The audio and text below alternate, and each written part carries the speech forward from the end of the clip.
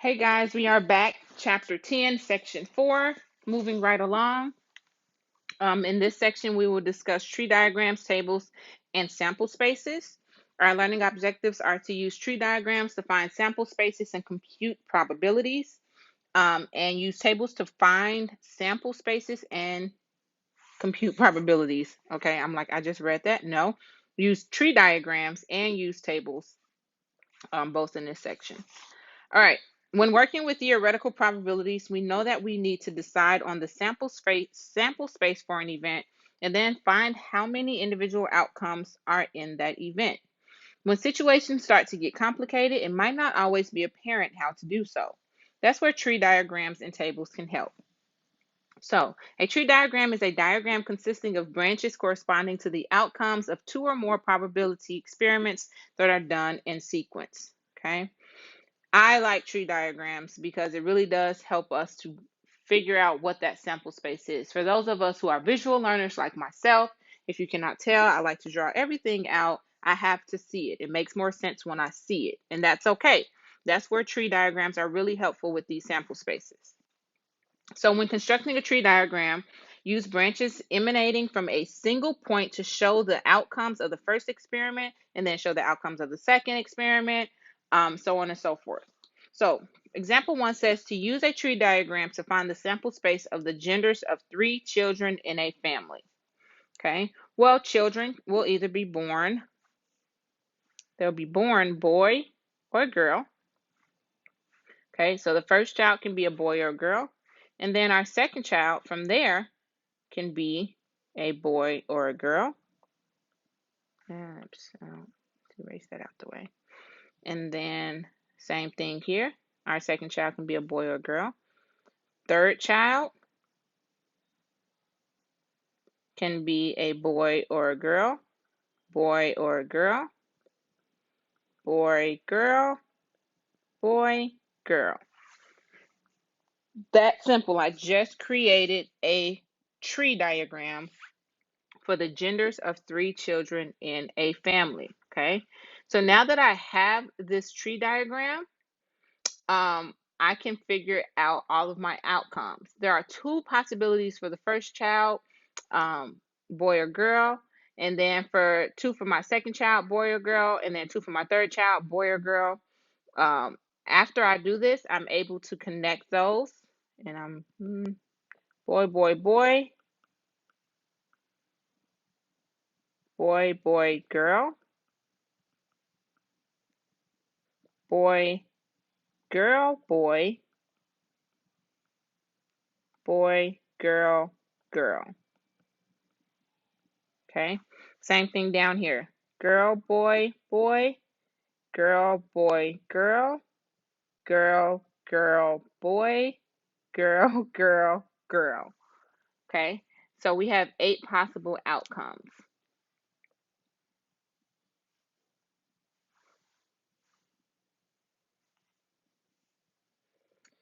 If a family has 3 children, find the probability that they have at least one boy and one girl.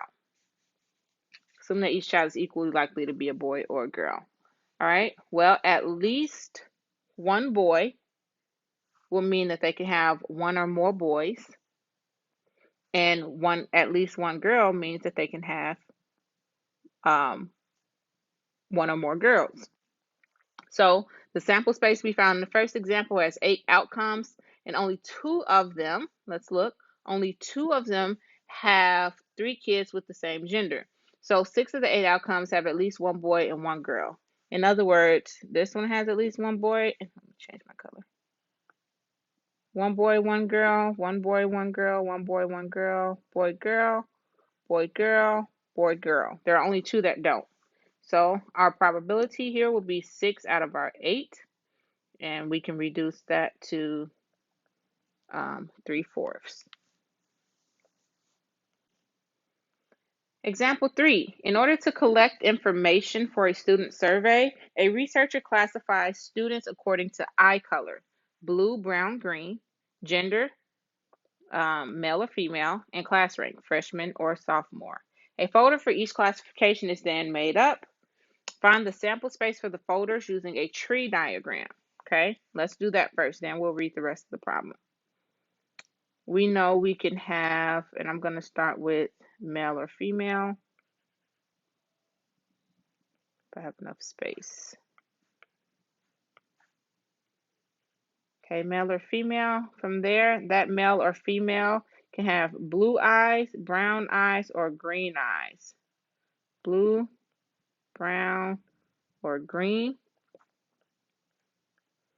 Blue, brown, or green. And then from there, that male can also be a freshman or a sophomore. I'm going to have to write that out. Okay, same thing here. Freshman, sophomore. Same thing here. Freshman, sophomore. It's getting messy. Let me just move this over.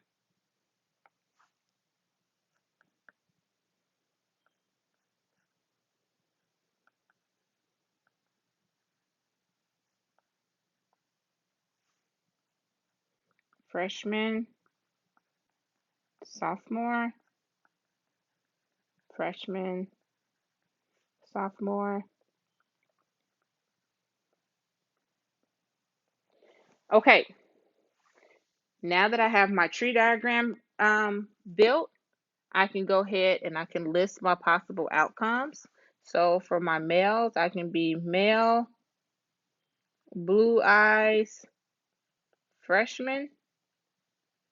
I can be male, blue eyes, sophomore, male, brown, fresh, male, brown, soft, male, green, fresh, male, green, soft. Same concept, except we have the same thing with females. They can be female blue, fresh, female blue, soft, female brown, fresh, female brown, soft, female green, fresh, female green, soft.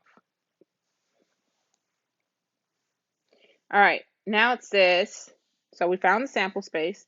If a folder is selected at random, find the probability that it includes students with blue eyes. Okay, well, how many outcomes do we have total? That's the first thing we need to know. 1, 2, 3, 4, 5, 6, 7, 8, 9, 10, 11, 12. So I know that this will be out of 12. Students with blue eyes, well, 1, 2, 3, 4. Looks like I have 4 out of 12, which can reduce to 1/3. Include students who are female, once again, out of 12, half of them are female, so that's 6, 1/2. And students who are male freshmen, male freshmen. So we only have 1, 2, 3 male freshmen, so that's 3 out of 12, which reduces to 1/4. Okay, so it's your tree diagram, your outcomes, and then you should be able to answer those questions. Tree diagram, outcomes, and then answering the questions. All right, let's look at tables. Tables are another way of determining sample space. Consider the sample space of selecting a card from a standard deck of 52 cards. Okay, there are 4 suits. We have hearts, diamonds, spades, and clubs. 13 cards for each suit. And then we have our which include our 3 face cards. And here is our sample space here in a table form. So a card is drawn from an ordinary deck. Use the sample space shown to find the probabilities of getting A, B, and C. So a jack. First off, we need to figure out, like we said, how many cards we have total. We always want to figure that out first, which is given to us as 52. Now, how many of those 52 cards are jacks? 4, one of each suit. we can reduce that to 1/13. The 6 of clubs. Once again, I start off with how many cards I have total, 52. How many 6 of clubs? 1. It's only 1 6 of clubs.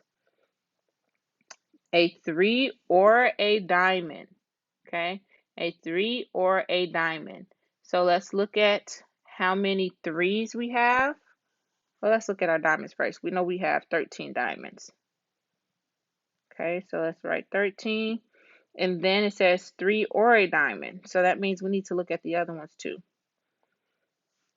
13 plus 3, which is 16. Okay, we are not going to double count that 3 of diamonds. That was included here. So we don't need it over here also. That's why it's only 3 there. When we see the word when we see the word when we see the word or, I apologize, we're thinking adding.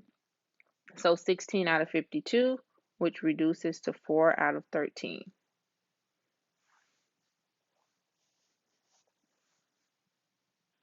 Okay, so the one thing that you don't want to mess up here is recounting that 3 of diamonds. All right, let's look at when we roll die. When 2 dice are rolled, find the probability of getting a sum of 8. Well, they've already been generous enough to give us this table that we can use, so we don't have to sit and figure out the different possibilities, different outcomes. But just think of the red die as being one die and the blue die as being the other. We can either roll 1 and 1, 1 and 2, 1 and 3, 1 and 4, so on and so forth, all the way through. That's where the table comes from. So now we can answer the questions, starting with first figuring out how many options we have. 6 and 6. 6 times 6 is 36. So our denominator is going to be 36. And we want the sum of 8. Sum means to add. So we need to see which ones add up to the number 8. Well, nothing in the first row do, because the highest is 1 plus 6, which is 7. But the second one, we have 6 plus 2, which is 8. 5 plus 3, which is 8. 4 plus 4, 5 plus 3, and 6 plus 2. So it looks like we have 5 out of 36 as our probability there. Part B wants doubles, meaning the same number on each die. Let's color coordinate here. Once again, it's out of 36. My doubles are here. That's 6 out of 36, which reduces to 1, 6. And then we have a sum less than, remember sum means add, less than 5. So it's not including 5. It doesn't say less than or equal to 5. It just says less than 5. So we can look. 5 plus 1 is 6. That's not going to work. 4 plus 1 is 5. That's not going to work. Oh, 3 plus 1. That works. That's 4. This one also works. 4. Oh, I'm sorry. Let's erase some of these so we don't get confused. Less than 5, that's 4. That's 3. That's 2. That's 4. That's 3. That's 4. Everything else is going to be bigger than 5. So we can't use them. So out of 36, we have 6 again, which reduces to 1 6. Okay. All right. So that's using our tables and our tree diagrams to find probabilities. That actually brings us to the end of the examples for this section. Here are your discussion questions that you can read over. Make sure that you're writing down any questions, comments, or concerns and emailing me and get it in.